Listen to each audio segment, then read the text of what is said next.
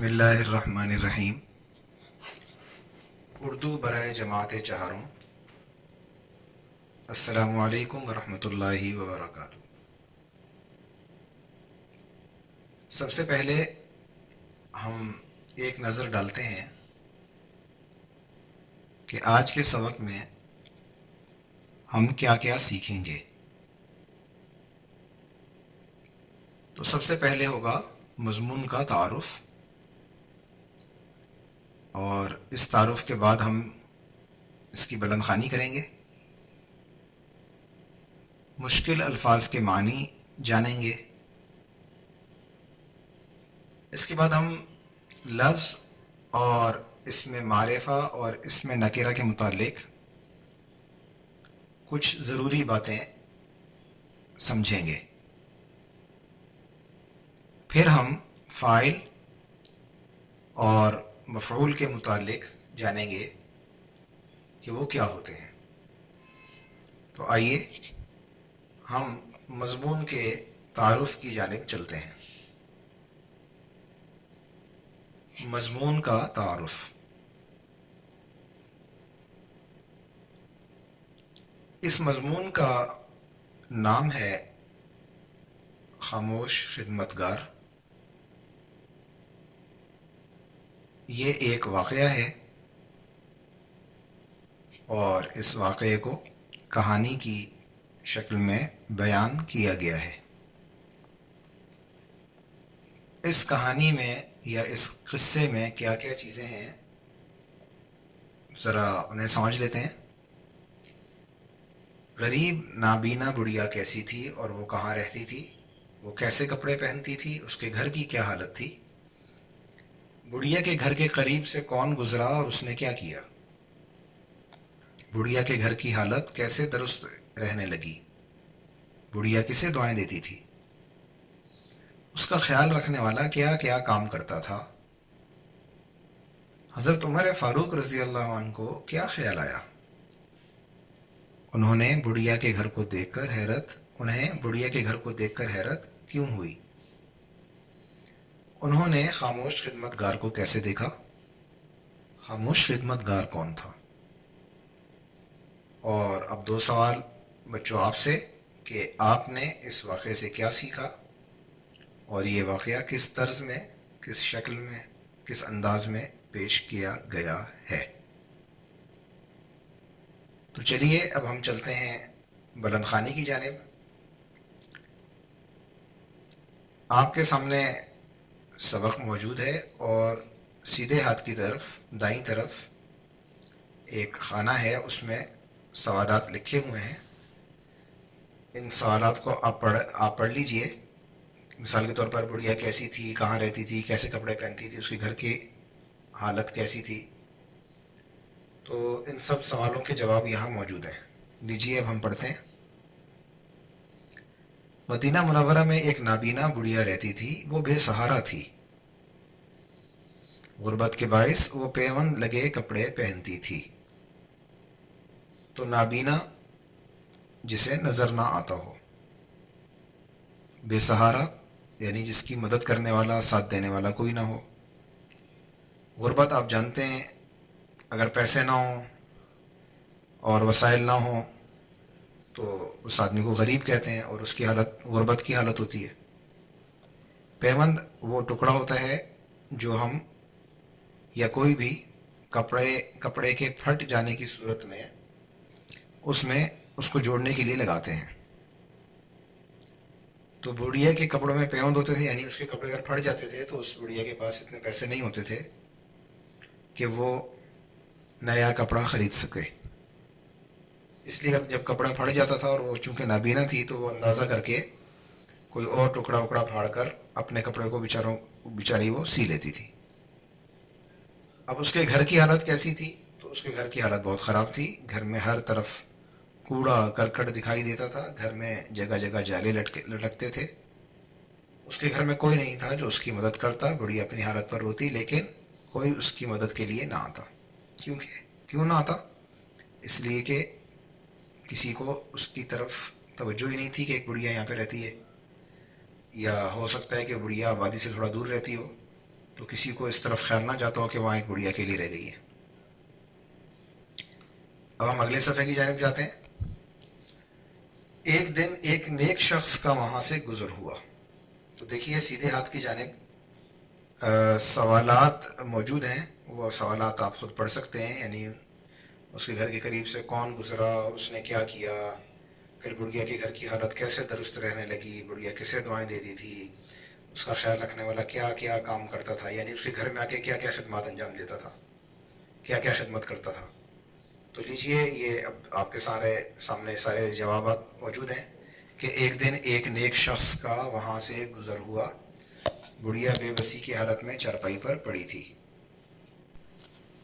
تو ایک دن ایک نیک شخص کا وہاں سے گزر ہوا, بڑھیا بے بسی کی حالت میں. یعنی بے بسی کا مطلب یہ ہے کہ وہ بالکل لاچار تھی, کچھ کرنے کے قابل نہیں تھی. تو بے بسی کی حالت میں چارپائی پر پڑی تھی.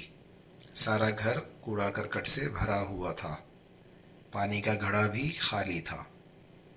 اسے یہ دیکھ کر بہت افسوس ہوا. کسے؟ اس نیک شخص کو.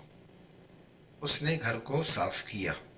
اس نے گھر کو صاف کیا, گھڑے میں پانی بھر دیا. گھڑا آپ سمجھتے ہیں, یہ مٹکے کو کہتے ہیں. بڑھیا کا ہاتھ منہ دھلایا, اسے کھانا کھلایا, اور بڑھیا کا عصا یعنی اس کی لاٹھی صاف کر کے چارپائی کے پاس رکھ دیا. عصا صاف کر کے چارپائی کے پاس رکھ دیا. لاٹھی وہ بڑھیا اس سے سہارا لیتی ہوگی چلنے پھرنے میں. اب وہ شخص بلا ناغہ, بلا ناغہ کا مطلب یہ ہے روزانہ, وہاں آتا اور خاموشی سے گھر صاف کرتا, گھڑے کو پانی سے بھرتا, اور بڑھیا کو اپنے گھر سے لایا ہوا کھانا کھلا کر وہاں سے رخصت ہو جاتا. رخصت ہو جاتا, چلا جاتا. بڑھیا کھانا کھا کر اللہ کا شکر ادا کرتی اور نماز پڑھ کر اس شخص کو دعائیں دیتی تھی. اس شخص نے نہ اپنے بارے میں بتایا اور نہ بڑھیا نے اس سے کچھ دریافت کیا. دریافت کیا, پوچھا, کچھ دریافت کیا, یعنی کچھ پوچھا, کچھ نہیں پوچھا کہ آپ کون ہیں. لیجیے جناب, اب ہم اگلے صفحے پہ چلتے ہیں. اگلے صفحے پہ بھی اسی طرح کچھ سوالات ہیں کہ حضرت عمر فاروق رضی اللہ عنہ کو کیا خیال آیا, انہیں بڑھیا کے گھر کو دیکھ کر کیوں حیرت کیوں ہوئی, انہوں نے خاموش خدمتگار کو کیسے دیکھا, اور خاموش خدمتگار کون تھا. لیجیے پڑھتے ہیں. ایک دن حضرت عمر رضی اللہ عنہ کا وہاں سے گزر ہوا. وہ بڑھیا کے پاس آئے. انہیں حیرت ہوئی کہ نابینا ہونے کے باوجود بڑھیا کا گھر کیسے صاف ستھرا ہے اور گھڑے میں پانی کہاں سے آتا ہے. حضرت عمر رضی اللہ عنہ کے پوچھنے پر بڑھیا نے بتایا, میں اس شخص کو نہیں جانتی, وہ اندھیرے میں آتا ہے, گھر میں جھاڑو دیتا ہے, گھڑے میں پانی بھرتا ہے, اور گھر سے لائی ہوئی روٹی مجھے کھلاتا ہے. یعنی سارے ضروری کام وہ آدمی کر کے جاتا ہے. ایک گھر کے جتنے ضروری کام ہوتے ہیں وہ سارے کر دیتا ہے. وہ خدا ترس اور نیک آدمی ہے, خدا اسے نیکی کا اجر دے. حضرت عمر رضی اللہ عنہ سوچ میں گم ہو گئے کہ ایسا نیک کام کرنے والا شخص کون ہو سکتا ہے. اس شخص کے بارے میں معلوم کرنے کے لیے وہ رات کے آخری پہر بڑھیا کے گھر کے پاس چھپ کر بیٹھ گئے. بڑھیا کی خدمت کرنے والا شخص ابھی تک نہیں پہنچا تھا. کچھ دیر کے بعد وہ شخص آیا اور اس نے معمول کے مطابق جھاڑو دیا, گھڑے میں پانی بھرا, بڑھیا کو کھانا کھلایا اور عصا صاف کر کے چارپائی کے ساتھ لگایا. حضرت عمر رضی اللہ عنہ اس شخص کو دیکھتے رہے. وہ خاموشی سے اپنا کام کر کے چلا گیا. بڑھیا کی زبان پر اس کے لیے دعائیں ہی دعائیں تھیں. حضرت عمر رضی اللہ عنہ اس خاموش خدمتگار کو حضرت عمر رضی اللہ عنہ نے اس خاموش خدمتگار کو غور سے دیکھا تو وہ خلیفہ اول امیر المؤمنین حضرت ابو بکر صدیق رضی اللہ تعالی عنہ تھے. لیجیے جناب, جو اس وقت کے مسلمانوں کے خلیفہ تھے, حاکم تھے, یعنی کہ بادشاہ گویا کہ آپ سمجھ لیں, وہی آ کر اس بڑھیا کی خدمت کیا کرتے تھے. حضرت ابو بکر صدیق رضی اللہ عنہ ہر وقت خدمت خلق میں، یعنی خدمت خلق کا مطلب خلق مخلوق کو کہتے ہیں، اور خدمت خلق کا مطلب ہوا مخلوق کی خدمت کرنا، ہر وقت خدمت خلق میں مصروف رہتے تھے۔ حضرت عمر رضی اللہ عنہ نے یہ دیکھ کر کہا کہ نیکی میں حضرت ابو بکر صدیق رضی اللہ عنہ سے آگے بڑھنا بہت مشکل ہے، اللہ تعالیٰ انہیں جزائے خیر دے۔ تو بچوں یہ تو ہو گیا آپ کا واقعہ، اور یہ واقعہ آپ نے پڑھ لیا، اس سے آپ نے کیا سبق سیکھا یہ آپ ہی خود لکھ کے بتائیں گے ہمیں، جب بھی آپ لکھ کے بتائیں گے۔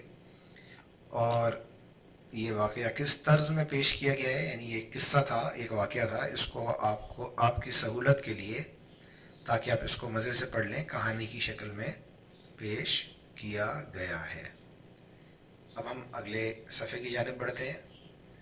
دیکھیے یہاں اوپر کے جو سب سے پہلا جو خانہ ہے پہلے اس کو دیکھ لیتے ہیں، اس میں لکھا ہوا ہے لفظ، اس کے نیچے جو 3 خانے بنے ہوئے ہیں ان میں لکھا ہوا ہے اسم، فعل، حرف۔ اسم نام، فعل کام، اور حرف وہ جملے کا وہ حصہ جو نہ نام ہو اور نہ کام ہو، لیکن وہ جملے کے کچھ حصوں کو جوڑنے میں مدد دیتا ہو، تو اسے حرف کہتے ہیں۔ مثال کے طور پر ہے آتا ہے، آپ نے دیکھا ہی ہوگا بہت سارے جملوں میں ہے آتا ہے آخر میں، تو وہ ایک حرف ہوتا ہے۔ اب ہم اسم کے متعلق تو جان چکے ہیں، پہلے بھی پڑھ چکے ہیں، ہم اس کی 2 قسموں پر نظر ڈالتے ہیں۔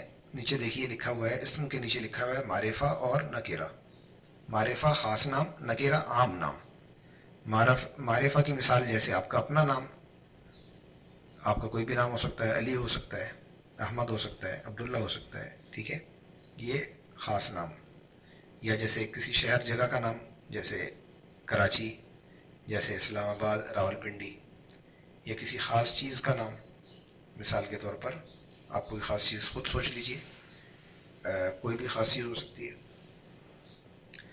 تو یہ معرفہ ہے، یعنی خاص نام، کسی شخص، جگہ یا چیز کا نام، تو یہ معرفہ ہے۔